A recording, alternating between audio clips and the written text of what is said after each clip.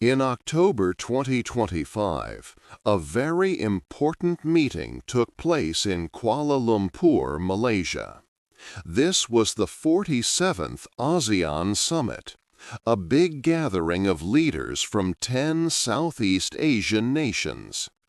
The atmosphere was dramatic when United States President Donald Trump arrived. He quickly became the center of attention as he oversaw a significant event: the signing of a historic peace agreement between Thailand and Cambodia.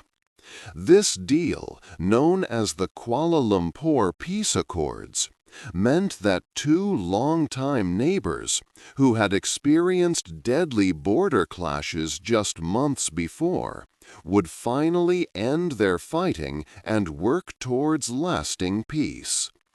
President Trump presented this peace accord as a major step forward for the region. He called it a cornerstone of a wider American strategy for Southeast Asia. However, this peace agreement was more than just about stopping a conflict. Its true purpose was deeply connected to other big economic changes. The focus of America's strategy quickly moved from this peace deal to the many new economic agreements that followed it. Immediately after the peace signing ceremony, President Trump introduced several new trade deals. He signed important agreements with countries like Malaysia and Vietnam. These deals aimed to open new markets for American goods and create stronger economic partnerships. They also sought to build new supply chains for important materials, lessening America's dependence on other global powers. For many, these new trade deals were the real reason behind President Trump's big push in Southeast Asia. They represented the true goal of his visit to the region: to reshape global trade, strengthen America's economic power, and establish new strategic alliances, moving beyond just ending a war. 2. A big problem in Asia. A serious problem began in Asia in July 2025. A border conflict started between Thailand and Cambodia on July 24th near the Tam Muan Thum Temple, an ancient site on their disputed border. What began as gunfire quickly grew into a 5-day war with heavy weapons. Both nations used powerful military equipment. Thai forces used heavy artillery, rockets, tanks, and attacked from the air with F-16 fighter jets. Cambodia responded with Russian-made BM-21 rockets. Both countries claimed civilian areas were attacked. By July 28th, when a ceasefire began, many people died and many others left their homes near the border. The fighting started due to a landmine incident on July 23rd, injuring 5 Thai soldiers. Thailand accused Cambodia of laying new mines, but Cambodia denied this, stating they were old. This, plus a clash in May that killed a Cambodian soldier, showed strong existing tensions. This border dispute has deep historical roots. Unclear lines from French colonial treaties 1904 and 1907 caused problems. Maps created issues, especially around the 900-year-old Pra Vihar Temple. A court gave the temple to Cambodia in 1962, but surrounding land was unclear. This old issue, driven by national pride, has caused fights for decades. Internal politics also worsened the conflict. In Thailand, the crisis led to Prime Minister Paetongtarn Shinawatра's removal. Her father, Thaksin Shinawatra, used social media to increase tensions. In Cambodia, Prime Minister Hun Manet needed to show national strength. Some believed military exercises with China in May made Cambodia more assertive. Domestic politics played a key role in escalating border claims. 3. A call from the President. President Donald Trump had a clear plan. He wanted to use money and trade to solve big problems. This strategy was called economic leverage. It meant that if countries did not do what the United States wanted, they would face economic problems. In July 2025, fighting between Thailand and Cambodia was very bad. Many people were worried. On July 26, President Trump made important phone calls. He spoke to the leaders of both Thailand and Cambodia. His message was strong and direct. They must stop fighting. If they did not, they would face very high taxes on all their goods sent to the United States. This was a very serious threat for both countries. Thailand usually sold many goods to the U.S. It had a big trade surplus. President Trump said that Thailand would face a 36% tax on its exports. Cambodia's economy also depended a lot on selling clothes and shoes to the U.S. It faced an even higher tax of 49%. For these nations, such high taxes would hurt their economies badly. Many people could lose their jobs. President Trump made it clear no trade agreements would happen while the fighting continued. This strong message worked. The leaders of Thailand and Cambodia knew they could not afford to lose so much money. The threat to their economies was too great to ignore. Just 2 days after President Trump's calls, the leaders met for talks. These talks happened in Putrajaya, Malaysia.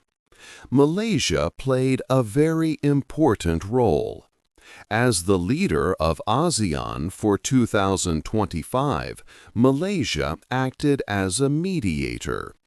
Prime Minister Anwar Ibrahim hosted the talks. He helped both sides to find a way forward.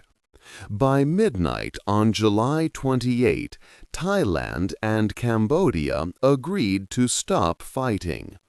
This immediate ceasefire was a direct result of President Trump's economic pressure and Malaysia's mediation efforts.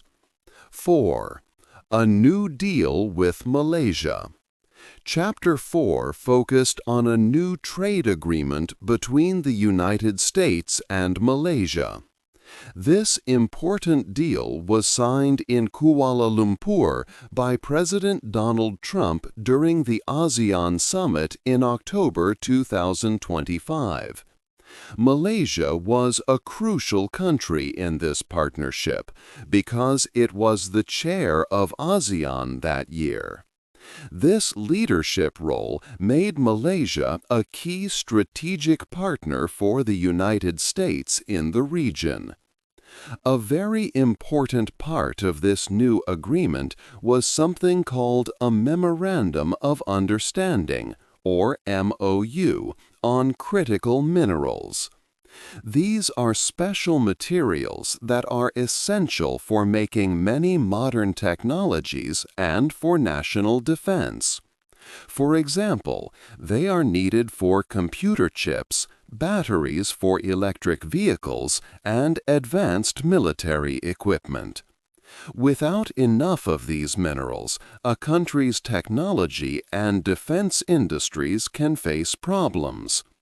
The MOU was created to build new, reliable ways for the United States to get these important materials. The U.S. wanted to create strong and diverse supply chains. A supply chain is the entire process of how materials and products are made and moved from their origin to their final use.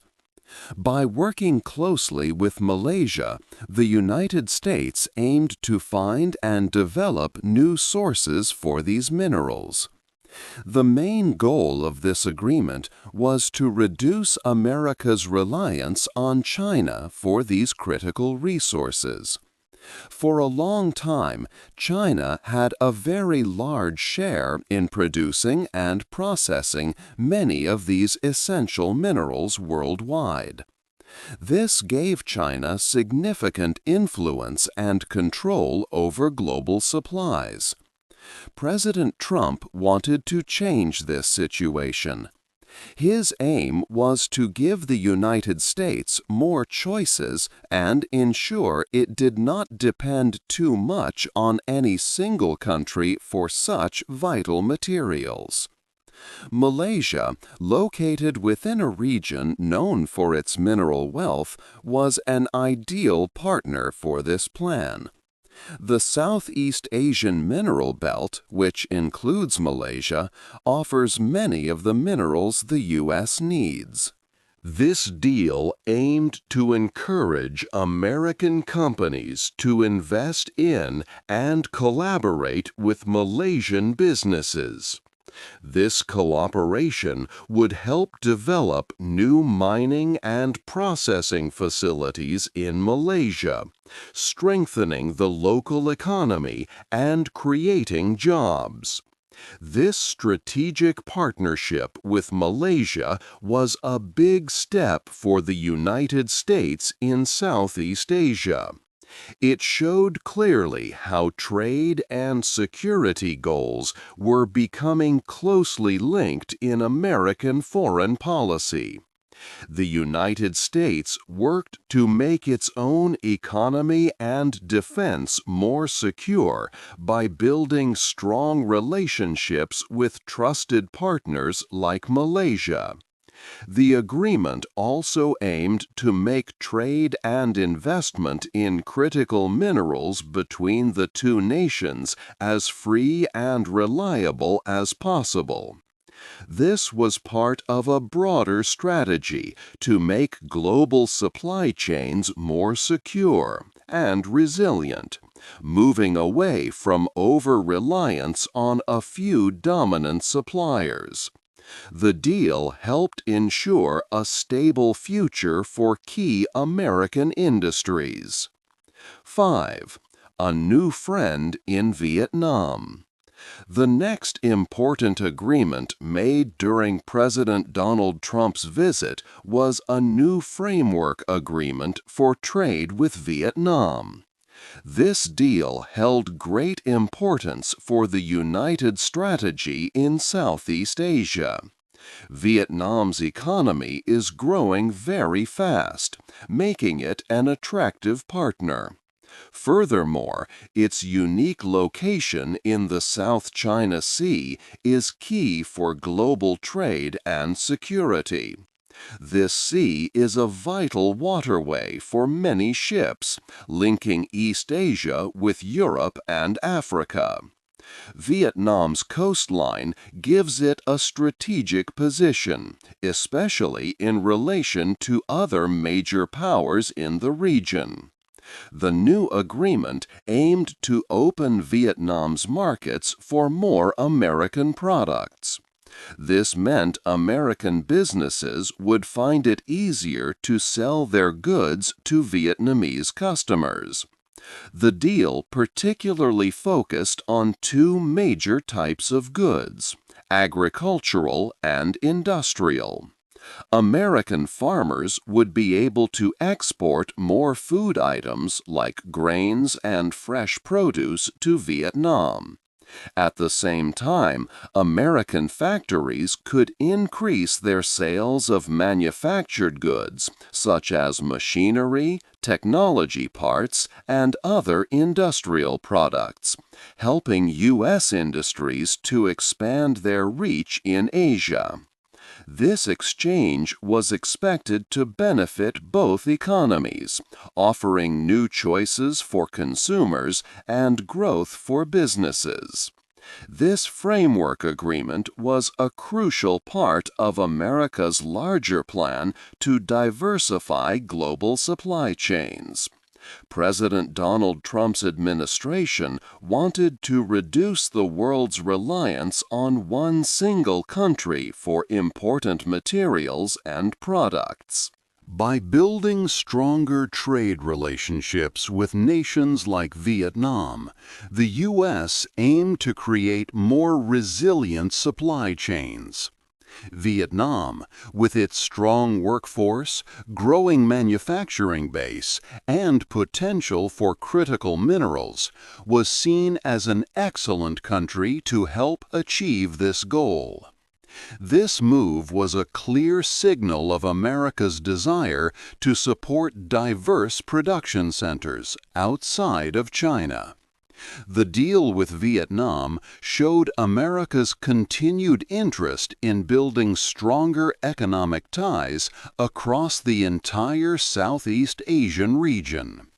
It was not just about specific trade numbers, but also about strengthening partnerships and ensuring the United States had reliable friends in a very important part of the world.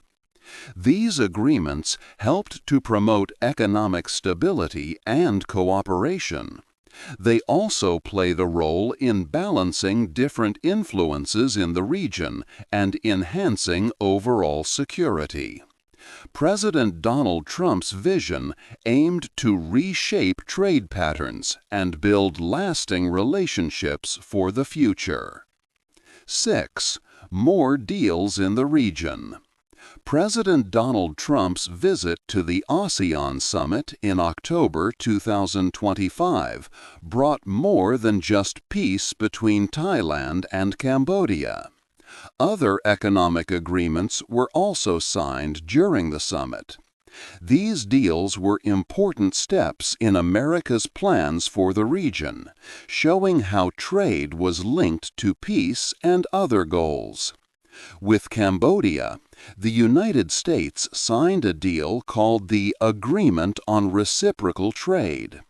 This was a legal agreement. Cambodia agreed to remove all taxes on 100% of American industrial and farm products. In return, the United States kept a 19% tax on most goods coming from Cambodia. This was much lower than the 49% tax threatened before the peace talks. Some special Cambodian products, however, would not have any tax at all. For Cambodia, this deal brought some relief because the higher tax would have been very bad for its economy. However, the 19% tax still meant challenges, especially for its important clothing and shoe factories. The agreement also covered things like online trade, services, and rules for companies. Plus, Air Cambodia decided to work with Boeing, a major American company, to improve its aviation sector. Thailand made a framework for an agreement on reciprocal trade with the United States. This was not a final treaty, so talks were still happening. Under this plan, Thailand would remove taxes on almost 99% of goods, covering all American industrial, food, and farm products. The United States would also keep a 19% tax on most goods from Thailand. This was less than the 36% tax that was first announced. Like Cambodia, certain Thai products might get zero tax treatment later. This 19% tax was still a difficulty for Thailand's export businesses.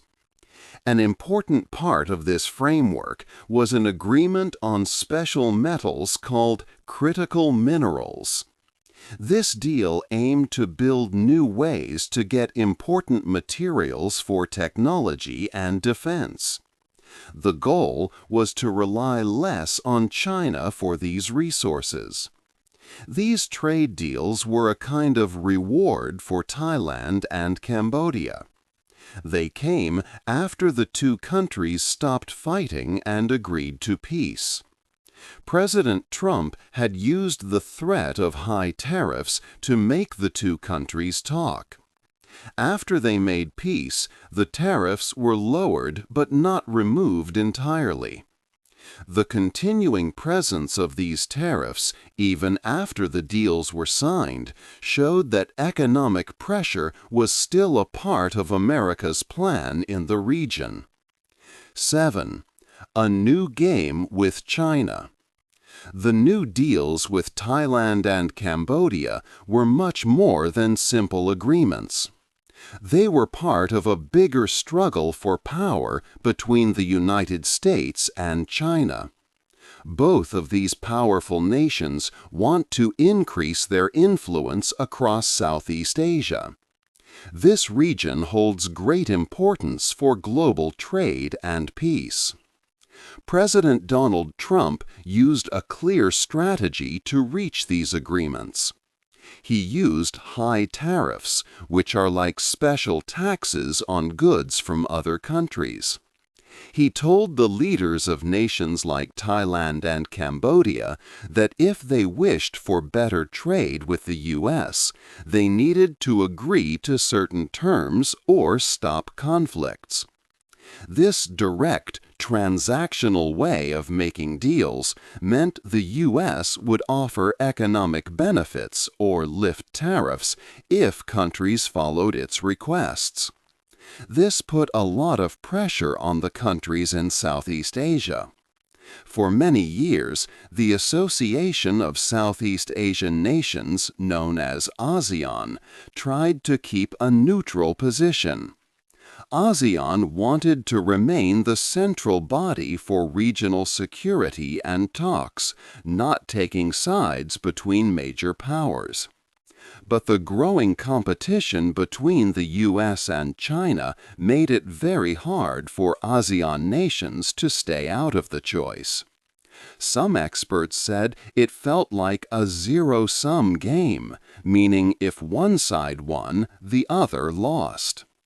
A key part of the new U.S. agreements was about critical minerals. These are special materials needed for high-tech products like smartphones and electric car batteries. China currently controls a large part of the world's supply of these minerals. The United States wants to find new, safe sources. By signing deals on critical minerals with countries like Thailand and Malaysia, the U.S. aimed to build new supply chains. These new chains would help reduce America's reliance on China for these important resources. This was a clear step to counter China's Belt and Road Initiative, which is China's big plan for building infrastructure and expanding economic ties globally. Many leaders in Southeast Asia saw President Trump's use of tariffs as a sign that the United States might not be a stable or reliable trade partner. This concern led some countries to seek closer economic ties with China. However, China's firm actions, especially in areas like the South China Sea, also pushed other ASEAN members, such as Vietnam, to look for more security support from the U.S.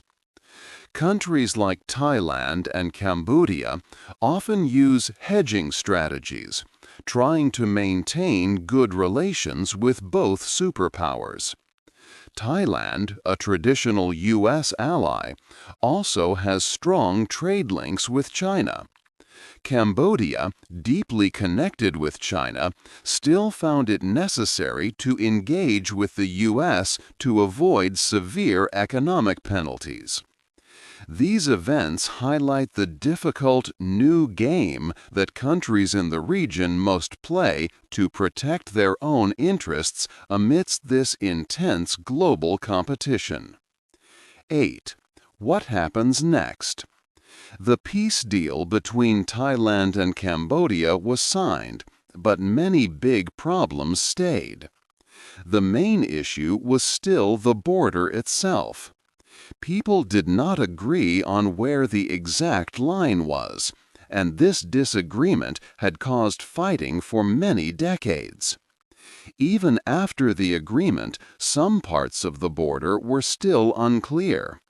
In fact, weeks after the first truce in July, more soldiers were hurt by landmines.